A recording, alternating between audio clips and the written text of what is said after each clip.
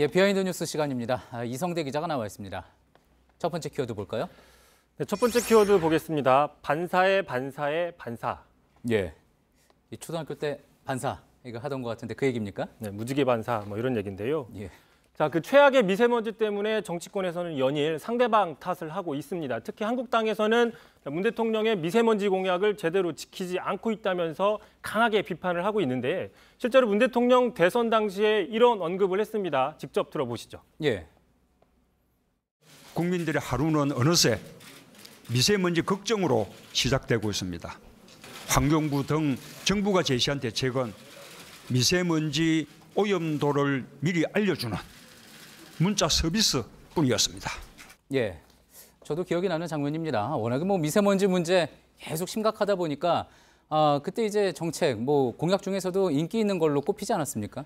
그렇습니다. 그랬음에도 불구하고 지금 정부의 대응이 상당히 좀 뒷북이다 이런 비판들이 있고 또 심지어는 청와대 비서실장이 이런 어떤 그 보여주기 행보만 하고 있는 거 아니냐라는 지금 비판들이 이어지고 있습니다. 걸어서 출근하는 모습. 그렇습니다. 거죠? 자, 예. 그러다 보니까 한국당에서는 오늘 회의에서 문 대통령의 발언을 그대로 받아서 되돌려줬는데 직접 한번 들어보시죠. 예.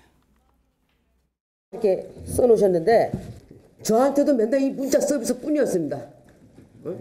저는 그래서 문재인 대통령께 다시 반사 거울로 이렇게 돌려드립니다. 이부 반사 거울로 청와대까지 돌려드립니다. 예, 그래서 오늘 키워드가 반사가 됐던 거였군요. 자, 그런데 이제 자유한국당 이제 신임 대표, 당 대표가 된 황교안 대표도 지금 연일 이제 미세먼지 문제로 정부를 비판하고 있는 것 같습니다. 그렇습니다. 지난 6일 회의 때는 황교안 대표가 이런 얘기를 했습니다. 자, 네티즌들은 미세먼지가 아니라 미세먼지를 문세먼지라고 한다. 이런 식으로 상당히 신랄하게 비판을 했는데 자, 그렇게 하자 민주당에서는 전형적인 내로남불이다라고 비판을 하고 반발을 했습니다. 예. 자, 이석현 의원은 자신의 트위터에 이렇게 적었습니다. 자, 황교안 대표가 총리라던 2006년 시절에 보면 자, 서울시의 대교환경 사이트 지도를 한번 봅시다라고 얘기를 하면서 온통 빨갛다. 당시 이렇게 미세먼지가 매우 나쁨이었는데 어떤 대책을 내놨느냐, 뭐 중국에 항의를 했느냐, 뭐 집에 있으라고 하는 것밖에 없지 않느냐라고 얘기를 했는데 자, 다시 한번 반사를 한 셈입니다. 예, 반사에 반사가 된 셈이군요. 자, 그나저나 어쨌든 최근에 이제 이 미세먼지들 상당 부분 중국 때문이라는 분석 많이 나오고 이제 정설로 되고 있는 것 같습니다. 자, 그렇기 때문에 이 문제부터 풀어야 한다라는 데는 별 이견은 없어 보이고요. 그렇습니다. 참고로 한국당에서는 문재인 대통령이 지금 중국에 대해서 말을 하지 못하고 있다라고 계속 비판을 하고 있는데 자, 과연 그런지 한번 체크를 좀 해봤습니다. 지금 문 대통령 같은 경우에는 중국 측을 만날 때마다 꾸준하게 미세먼지에 대해서 언급을 한 기록들이 있습니다. 첫 정상회담 당시에도 미세먼지 공동저감 협력을 하자라고 했고 지난해 말에도 또 한국의 미세먼지가 중국 요인도 있다라고 얘기를 했고 또 앞으로 양국이 스모그와 초미세먼지 등의 국가적 현안에 공동 대응하자 뭐 이런 식의 계속 이야기를 해왔습니다. 자, 그렇다면 이전 정부에서는 어땠느냐? 예. 박근혜 정부 같은 경우에는 박근혜 전 대통령이 미세먼지가 중국 어떤 원인이 있다라는 식의 언급들을 종종 하긴 했습니다. 하지만 이 부분은 청와대에서만 언급을 한 거지 시진핑 주석이나 중국 측을 상대를 직접 대면해서 얼굴을 보고 이야기를 한 건 아니라는 지적이 있기 때문에 예. 이렇게 청와대에서만 중국 책임론을 언급하는 것들이 중국에 대해서 뭐 겁박도 아니고 협박도 아닌 뭐 아무것도 아닌 거 아니냐라는 어떤 지적들도 있는 겁니다.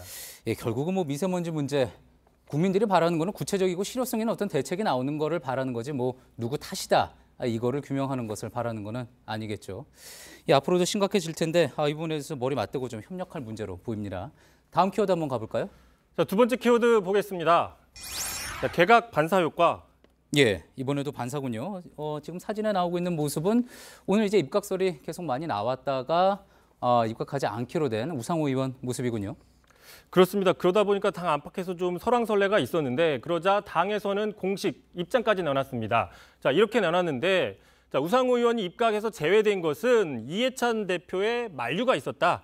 자, 우 의원 앞으로 차기 총선에서 당에서 중요한 역할을 할 것이다라고 언급을 내놨습니다. 예. 그러니까 장관 내정자에 대해서 환영 논평을 내는 경우는 종종 있지만 내정이 되지 않은 이유에 대해서 사유를 해명하는 논평을 내놓은 건 좀 흔치 않다라는 분석들도 있습니다. 예, 저도 본 적은 없는 것 같습니다. 아무래도 입각설이 그만큼 많이 모락모락 나왔기 때문에 그랬던 것 같기도 한데요. 자, 이제 그러다 보니까 또 앞서 청와대에서도 이 요청을 했더니 당에서 필요하다. 그래서 당에서 놔주지 않았다. 뭐 이렇게 이야기를 했었죠. 그렇습니다. 어쨌든 당 안팎에서 좀 취재를 해보니까 표면적인 이런 이유와 달리 좀 납득이 안 된다는 분위기도 분명히 감지가 됩니다. 아까 그 민주당 입장을 좀 다시 한번 보시면 예. 자, 대표적으로 우상호 의원은 원내대표를 역임한 당내 중진 의원이다. 그렇기 때문에 당에 필요하다라는 논리 구조인데 예. 그렇게 따지면 오늘 중소기업부 장관에 지명이 된 박영선 의원도 원내대표를 역임한 당내 중진입니다. 그랬군요. 자, 이런 논리라고 하면 박영선 의원은 내년 총선 때 당에서 굳이 불필요하니까 장관으로 가라라는 식의 반문이 나올 수도 있다. 예. 뭐 이런 식의 의견들이 있고요. 예. 결국 어쨌든 다만 그 검증 과정의 어떤 문제라기보다는 뭔가 우 의원이 청와대 코드가 좀 맞지 않는 부분들도 있는 거 아니냐 뭐 이런 식의 입장들도 있는데 예. 자, 우 의원 측에 직접 좀 확인을 해봤더니 자, 입각 얘기가 나오던 초기부터 지지자들에 대해서는 좀 반대가 많았답니다. 내년 총선을 한 번 더 하고 예. 그 이후에 뭐 큰 일을 도모하라 뭐 이랬다고는 하는데 뭐 그렇다고 합니다. 그렇군요. 또 이야기가 많이 나오는 부분은 그거 아닙니까? 이제 보통 정치인 같은 경우에는 장관을 해서 어떤 국정 경험을 쌓는 것을 굉장히 바랄 텐데 자, 이번에는 이제 여당 의원이 입각을 하겠다는 것을 당 차원에서 만류를 하고 이제 본인이 받아들인 거니까 이제 그 부분에 대해서도 좀 궁금하다 그런 이야기가 나오는 건데 이런 경우 과거에도 있었습니까? 흔치는 않습니다. 왜 그러냐면 여당 의원이 장관이 되는 거는 상당히 선호하는 코스입니다. 누구나 되고 싶어하는 코스이기 때문에 흔치 않은데 그럼에도 불구하고 뭐 몇 가지 사례가 있습니다. 대표적으로 자, 유시민 작가죠. 알릴레오. 자, 노무현 정부 당시에 보건복지부 장관에 입각을 하려고 하냐? 야당이 아니라 여당에서 상당히 반발을 했습니다. 같은 여당에서 이럴 수가 있느냐라고 반발을 했는데 자, 이건 당시 뭐 당 지지율을 떨어뜨리는 이유였는데 친노와 비노 사이 어떤 그 불협화음, 계파 갈등이었다라는 얘기가 있고 또 같은 개각 당시에 정세균 의원도 현직 원내대표를 하다 바로 장관으로 가서 당에서 반발을 한 적은 있습니다. 예, 알겠습니다. 잘 들었습니다. 비하인드 뉴스 이성대 기자였습니다.